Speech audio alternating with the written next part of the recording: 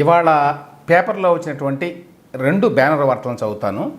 కమిటీలతో తేలుస్తాం, అపరిష్కృతంగా ఉన్న విభజన అంశాలకు చర్చలతో పరిష్కార మార్గాల అన్వేషణ. తెలంగాణ ఏపీ సీఎంలు రేవంత్ చంద్రబాబు సమావేశంలో నిర్ణయాలు.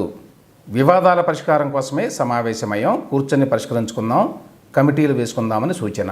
ఇది ఒక బ్యానర్ స్టోరీ. రెండవది, ఉసూరు మనిపించారు. ఏపీ తెలంగాణ సీఎంలు చంద్రబాబు రేవంత్ 1:40 సేపు భేటీ. రాష్ట్ర విభజన అంశాలపై నామమాత్రంగా చర్చ. కాలయాపనకే తప్ప కార్యాచరణ లేదు. ఏపీ పరువు తీసిన బాబు. ఈ 2 బ్యానర్ హెడ్లైన్స్ని చూస్తే ఏమనిపిస్తోంది? 2 వేర్వేరు పేపర్లో వచ్చిన వార్తలు అయి ఉంటాయి అని అనుకుంటారు ఎవరైనా. కానీ విషయం ఏంటంటే ఈ 2 బ్యానర్ వార్తలు ఒకటే పేపర్లో వచ్చినాయి. ఆ పేపర్ పేరు సాక్షి. సాక్షి తెలంగాణ ఎడిషన్లో వచ్చినటువంటి బ్యానర్ స్టోరీ ఏమిటంటే, కమిటీలతో తేలుస్తాం, అపరిష్కృతంగా ఉన్న విభజన అంశాలకు చర్చలతో పరిష్కార మార్గాల అన్వేషణ అని చక్కగా రిపోర్ట్ చేశారు. అదే ఆంధ్రాకు వచ్చేసరికి కంప్లీట్గా హెడ్లైన్ మారిపోయింది. ఉసూరు మనిపించారు అన్నారు. ఎవరు ఉసూరు మనిపించారు? ఆబ్వియస్లీ చంద్రబాబు నాయుడు ఉసూరు మనిపించాడనమాట. రాష్ట్ర విభజన అంశాల మీద నామమాత్రంగానే చర్చ జరిగిందన్నాడు. కాలయాపనకే కానీ కార్యాచరణ లేదు అసలు అన్నాడు. ఏపీ పరువు తీశాడు చంద్రబాబు నాయుడు అని అన్నాడు. మరి ఈ విషయాలన్నీ కూడా తెలంగాణ ఎడిషన్లో రాయొచ్చు కదా. ఇక్కడేమో టు ద పాయింట్ ఫ్యాక్చువల్గా ఉంది రిపోర్టింగ్. వివాదాల పరిష్కారం కోసమే సమావేశమయ్యాం, కూర్చొని పరిష్కరించుకుందాం, కమిటీలు వేసుకుందామని సూచన. ఇరు రాష్ట్రాల ప్రజాప్రతినిధులు పరస్పరం గౌరవించుకునేలా ప్రోటోకాల్ అమలుకు నిర్ణయం. ఆస్తుల పంపకాలు, విద్యుత్ బకాయిలను ప్రస్తావించిన ఏపీసీఎస్. ఇదంతా ఫ్యాక్చువల్గా ఉంది తెలంగాణ ఎడిషన్లో. అదే ఆంధ్ర ఎడిషన్కి వచ్చేసరికి ఈ విధంగా అంతా వక్రీకరణ. ఇంతకీ ఏం జరిగింది నిన్న తెలంగాణ ఏపీ సీఎంల సమావేశంలో? సహజంగానే అన్ని సమస్యలు ఒకసారి పరిష్కారం కావు. ఇది తొట్టతొలి సమావేశం. ఈ సమావేశంలో ఇరు రాష్ట్రాలు కూడా తమ మధ్య 10 ఏళ్లుగా పెండింగ్లో ఉన్న సమస్యలని గురించి చర్చించి వాటి పరిష్కారానికి వెతకాలి అనేటువంటి ఒక వాతావరణాన్ని తీసుకొచ్చారు. అందుకోసం 2 రాష్ట్రాల మంత్రులు, అధికారులు కలిసి కూర్చున్నారు. 2 రాష్ట్రాల సీఎంలు కలిసి కూర్చున్నారు. ఈ ఒక్క సమావేశంతోనే అన్ని సమస్యలు పరిష్కారం అవుతాయి అని చెప్పి ఎవ్వరూ ఆశించలేదు, అనుకోలేదు. అటువంటి ఎక్స్పెక్టేషన్స్ లేవు. కాబట్టి ఒక్క సాక్షి వారికి తప్ప ఇంకెవరికి కూడా ఉసూరు అనిపించలేదు. ఆ సమావేశంలో ఏం జరిగింది? 2 కమిటీలు వేశారు. ఒక 3 అంచెల విధానాన్ని పెట్టారు. ముందుగా అధికారుల కమిటీ వేశారు. చీఫ్ సెక్రటరీల స్థాయిలో ఒక కమిటీ. వాళ్ళు సాధ్యమైనంత వరకు అన్ని సమస్యల పరిష్కారానికి కృషి చేస్తారు. దాదాపు 70 ఇష్యూస్ ఉన్నాయట. ఈ 70 ఇష్యూస్లో ఒక 20 ఇష్యూస్ మాత్రమే సంక్లిష్టమైనవి. మిగతా 50 అంశాలు కూడా పరిష్కరించుకోవడానికి సులభంగానే ఉంటాయి. అందువల్ల ఈ 50 అంశాలని అధికారుల స్థాయిలో ముందు పరిష్కరించాలి అనుకున్నారు. అందులో తొలిగా ఒక 2 అంశాలన్నా కనీసం పరిష్కరించుకుందాం అని నిర్ణయించుకున్నారు. అధికారుల స్థాయిలో పరిష్కారం కాని అంశాలు ఉంటే వాటిని అప్పుడు మంత్రుల కమిటీ ఒకటి ఉంటుంది. మంత్రుల కమిటీ దగ్గరికి వెళుతుంది. వాళ్ళు ట్రై చేస్తారు పరిష్కరించడానికి. వాళ్ళ స్థాయిలో కూడా కాకపోతే అప్పుడు సీఎంల స్థాయికి వెళుతుంది ఆ ఇష్యూస్. సో ఈ విధంగా ఒక 3 అంచెల విధానాన్ని నిర్ణయించుకున్నారు. బేసికల్లీ ఎవరికి ఏం కావాలని వాళ్ళ మెమోరాండమ్స్ ఒకరికొకరు ఇచ్చుకున్నారు. రెండవది, ఏ విధంగా ఈ సమస్యలు పరిష్కరించుకోవాలి అనే అంశానికి సంబంధించి ఒక నిర్ణయానికి వచ్చారు. మూడవది, సాధ్యమైనంత మేరకు సుహృద్భావ వాతావరణంలో చర్చల ద్వారా అన్ని సమస్యల్ని పరిష్కరించుకోవాలి. మరీ కుదరకపోతే అప్పుడు మాత్రమే కేంద్ర ప్రభుత్వం దగ్గరికి వెళ్ళాలి అని నిర్ణయించుకున్నారు. సో ఇది నిన్న జరిగింది ఓవరాల్గా. దీనికి చివరికి నమస్తే తెలంగాణ వారు కూడా, అంటే బీఆర్ఎస్ పత్రిక కూడా ఫ్యాక్చువల్గానే రిపోర్ట్ చేసింది వాస్తవానికి. ఎందుకంటే ఇందులో ఎవ్వరూ పెద్దగా ఎక్స్పెక్ట్ చేసేది ఏమీ లేదు, ఒక్కసారిగా అయిపోయేది ఏమీ లేదు.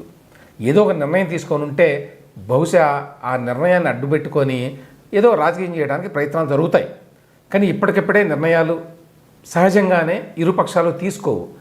ఎందుకంటే రాజకీయంగా ఉండేటువంటి ఫాలోఅవుట్ ఏమిటి, పొలిటికల్గా ఏ రకమైన ప్రభావం ఉంటుంది అనేది ఆలోచించుకొని మాత్రమే ఇరు పక్షాలు ఒక నిర్ణయానికి వస్తాయి. అందువల్ల చివరికి బీఆర్ఎస్ కూడా, నమస్తే తెలంగాణ కూడా ఏదో ఫ్యాక్చువల్గా రిపోర్ట్ చేసి ఊరుకున్నారు. కానీ సాక్షి వాళ్ళు మాత్రం వాళ్ళకి ఆగదు కదా. అందువల్ల ఏపీలో ఒక రకమైన రిపోర్టింగు, తెలంగాణలో ఇంకో రకమైన రిపోర్టింగు.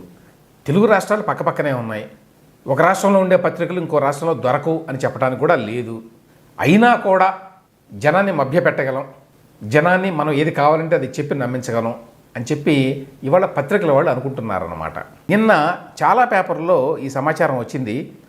మొదటిగా నేను ఇదంతా కూడా ఉద్దేశపూర్వకంగా సోషల్ మీడియాలో ఈ రకమైన ప్రచారం చేస్తున్నారు అనుకొని దాని గురించి నేను పట్టించుకోలేదు యాక్చువల్గా. తర్వాత చూస్తే హైదరాబాద్ ఆంధ్రజ్యోతి ఎడిషన్లో కూడా వచ్చింది, డెక్కన్ క్రానికల్లో కూడా వచ్చింది. ఏమిటంటే తెలంగాణ డిమాండ్లు ఇవి అని చెప్పి. ఏమిటి తెలంగాణ డిమాండ్లు?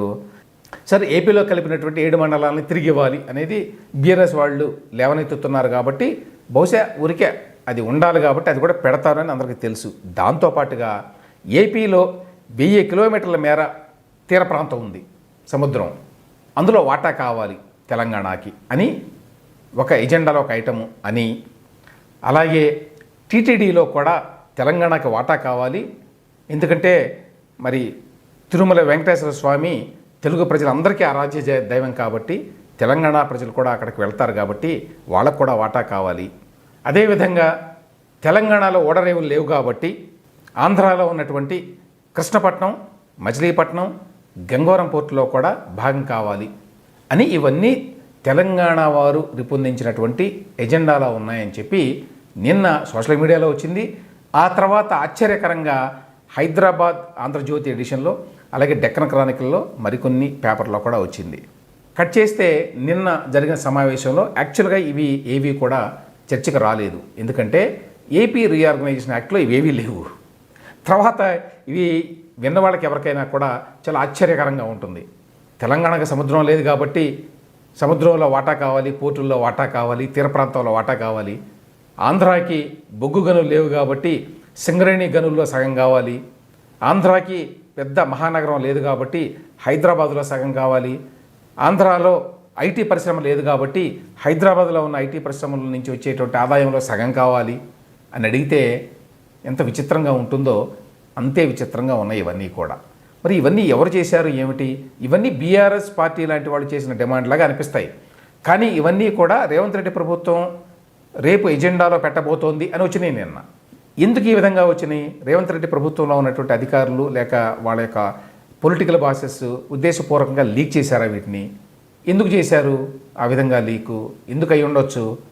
నా అంచనా ప్రకారం ఏంటంటే ఆల్రెడీ బీఆర్ఎస్ వాళ్ళు రకరకాల కంటెన్షియస్ ఇష్యూస్ని తీసుకొచ్చి ఏదో గొడవ పెట్టాలి అని చెప్పి ట్రై చేస్తున్నారు. ఎప్పుడైతే రేవంత్ రెడ్డి, చంద్రబాబు నాయుడు కలిసి మాట్లాడుకోబోతున్నారు ఈ ఇష్యూస్ గురించి అని వార్త వచ్చిన నాటి నుంచి కూడా, అందువల్ల ముందర కాళ్ళకే బంధాలు వేయడానికి ప్రీఎంప్టివ్ మెజర్గా వాళ్ళు కావాలని ఇవన్నీ రాయించారు పత్రికల్లో అని నేను అనుకుంటున్నాను.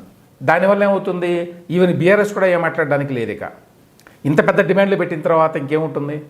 తీర ప్రాంతంలో 1000 కిలోమీటర్లు ఉంటే అందులో వాటా కావాలి, టీటీడీలో వాటా కావాలి, పోర్టుల్లో వాటా కావాలి అని అంటే ఇక కొత్తగా అడగడానికి ఏమి ఉండదు. ఆ రకంగా ఉద్దేశపూర్వకంగానే వీటిని పత్రికల్లో ప్లాంట్ చేయించారు అని చెప్పి నేను అనుకుంటున్నాను. ఎందుకంటే ఇవి ఏవి కూడా నిన్న రేవంత్ రెడ్డి, చంద్రబాబు నాయుడు గారుల మధ్య చర్చల్లో రాలేదు, వచ్చే అవకాశం కూడా లేదు. ఇవి ఎంత హాస్యాస్పదమో ప్రత్యేకంగా చెప్పనక్కర్లేదు ఇటువంటి డిమాండ్లు. కాబట్టి ఇది రేవంత్ రెడ్డి ప్రభుత్వం తెలివిగా బీఆర్ఎస్కి ఎటువంటి అవకాశం ఇవ్వకుండా చేసిన పని అని చెప్పి నేను అనుకుంటున్నాను.